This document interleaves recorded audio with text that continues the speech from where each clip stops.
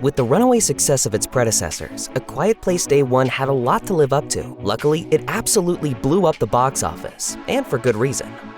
A movie doesn't always fail or succeed on its own merits. There are plenty of circumstances that are far outside the control of any individual filmmaker or studio. For example, the biggest competition any one movie usually needs to worry about is another film butting in on its opening box office. On that front, A Quiet Place Day One was very fortunate. The prequel's debut wasn't going up against many other openings, much less another blockbuster summer debut. The Kevin Costner film Horizon: An American Saga Chapter 1 opened the same weekend as Day One, but the two movies appealed to wildly different audiences. Day One beat out Horizon as the second best performing movie of the weekend, losing out on the top spot to Inside Out 2, which says more about Pixar's popularity than anything. Day One couldn't have hoped for better competition on its opening weekend than a historical western and a weeks-old family movie, and it's probably for this reason it grossed $53 million in the US and $98 million worldwide. It was able to swoop in and grab both horror fans looking to head to the theater and any adult who didn't want to sit through the first 3-hour chapter of Costner's proposed 4-part film series.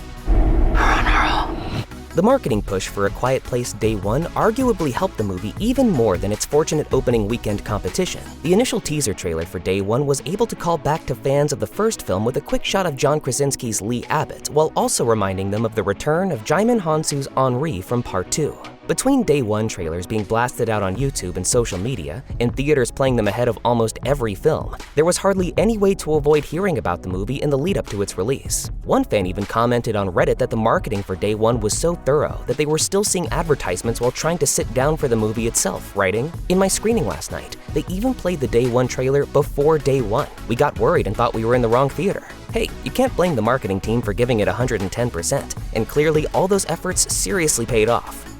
Audience interest in the Quiet Place universe not really waning might be the simplest explanation behind the success of A Quiet Place Day One. It's a little hard to believe, but this franchise kicked off 6 years ago.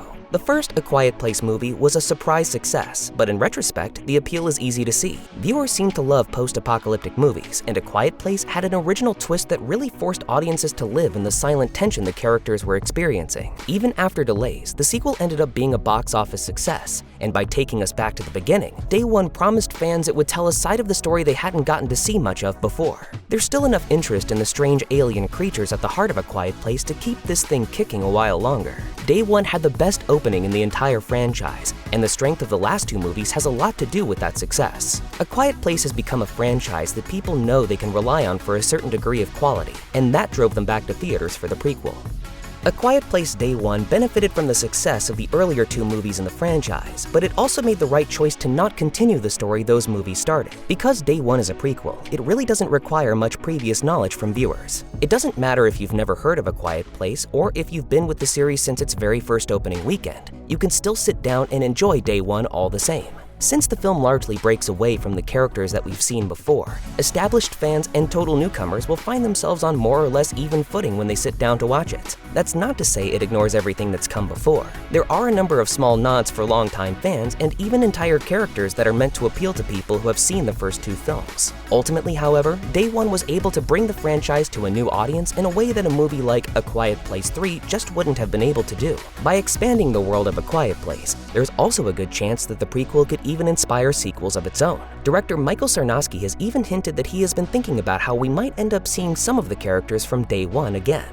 Odds are good that audiences would have turned out for A Quiet Place Day One no matter what, but it definitely doesn't hurt that the movie opened in 2024. Some years are big for action blockbusters, while others are packed full of dramas. 2024, however, has been a year for horror sequels. Before Day One debuted, movies like The Strangers Chapter 1 and The First Omen had already set the tone. Those were also horror prequels, though they weren't exactly on equal standing with each other.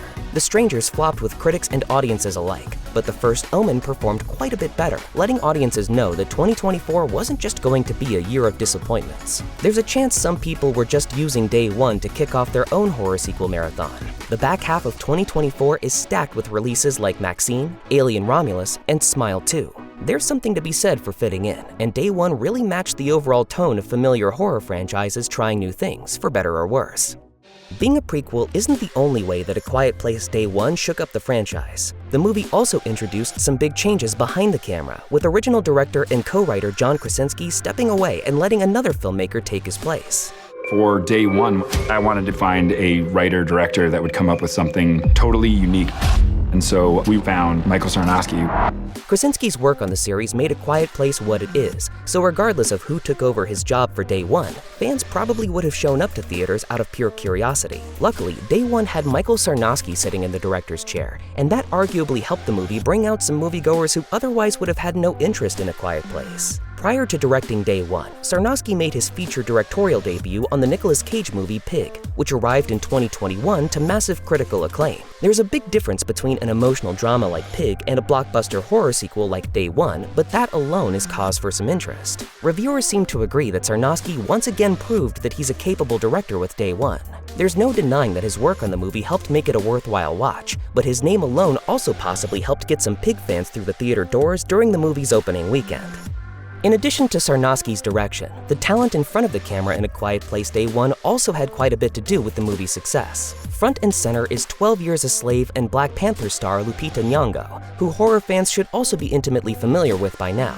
Back in 2019, she starred in Little Monsters and Us, and since then she's kept busy with appearances in movies like The 355 and Black Panther: Wakanda Forever. Alongside her is Joseph Quinn, who fans will likely recognize as Eddie Munson from Stranger Things. After Day One, he's set to star in Gladiator 2 and the Marvel Cinematic Universe's Fantastic Four movie. Those two get the lion's share of the attention in Day One, but some of the side characters are played by notable actors as well. In addition to Hansu, Hereditary star Alex Wolff also appears in the film. Actors like that probably helped put Day One on the radar of people who missed the first two movies in the series, which were bolstered by the likes of Emily Blunt, John Krasinski, and Cillian Murphy.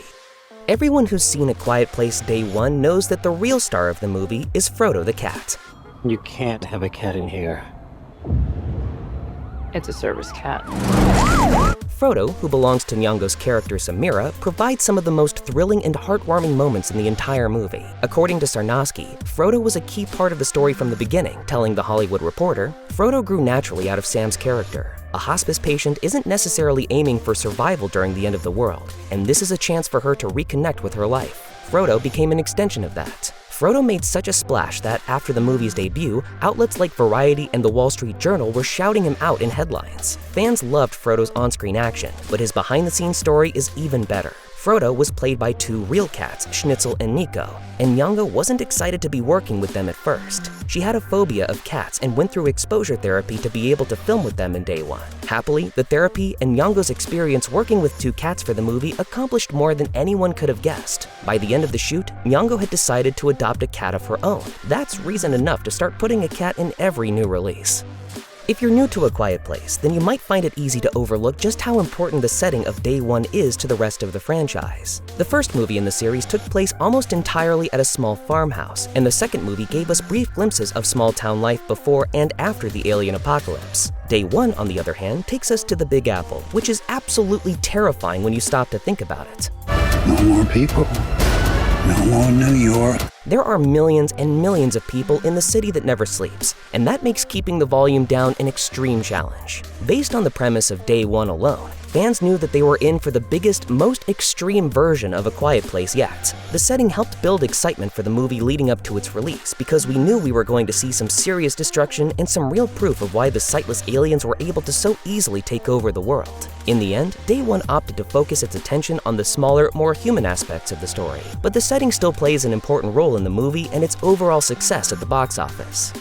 Horror prequels and sequels are a mixed bag, and we could all probably name some definite winners and losers off the top of our heads. So many follow-ups that fail to make an impact end up riding the coattails of a movie that audiences already fell in love with. There was every chance that A Quiet Place Day One gave us all the apocalyptic imagery and none of the heart of the original movie. However, the prequel arguably managed to surpass the movies that came before it. Plenty of reviewers have been completely caught off guard by the storytelling in Day One. The Hollywood Reporter's David Rooney wrote, "It's not often we get a post-apocalyptic saga that remains so personal, so in touch with human loss as something not just forgotten in the next jump scare, but given room to linger." He is far from the only one who noticed that Day One manages to perfectly hit the emotional beats and flesh out its main characters while still providing a blockbuster experience. IGN reviewer Eric Goldman had a similar view, writing, "The spin-off/prequel to those earlier films introduces new characters in a new setting that successfully elevates both the tension and the emotional impact of John Krasinski's nearly dialogue-free horror films." Goldman even went on to call the film the series' best movie to date. So it's fairly safe to say that instead of being a forgettable cash grab,